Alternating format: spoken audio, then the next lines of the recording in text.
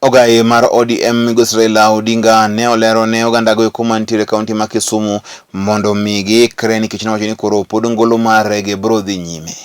Raila mane loso kane entie koda ka jotelo mamoko mag eko ma bende nosire nowacho ni sani endi weche go eko makoro nyowuok e doho ma bende koro nothiro kange go eko mag BBI kik mondo mi oket oganda koda ka kibaji kowacho ni koro sani endi ngolo mar rege biro dhi nyime kendo onge ng'ata ng'ata nyalo chungo rege e pacho kaendi. Raila ne loso ka koro chiwo mano endo ma bende ne en singo ne oganda go eko manitiere e kaunti endo ma Kisumu konyisogi ni ber ma mondo giikre ne weche go eko ma biro dhi nyime kaluwore koda kamano chenro mar BBI. Raila ne bende ne osir koda ka jotelo go eko ma Kisumu kotelnegi koda ka governor mar kaunti endo ma en Ngire Anyang' Nyong'o.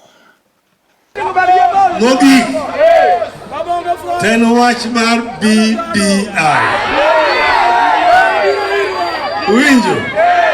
Uwinjo na wacho ni wadhi wan jowuoth badhi kamoro wadhi kanye wuodh kana nok yot te gik mang'eny mabetie bentie tem mang'eny unyalo paro e buk mar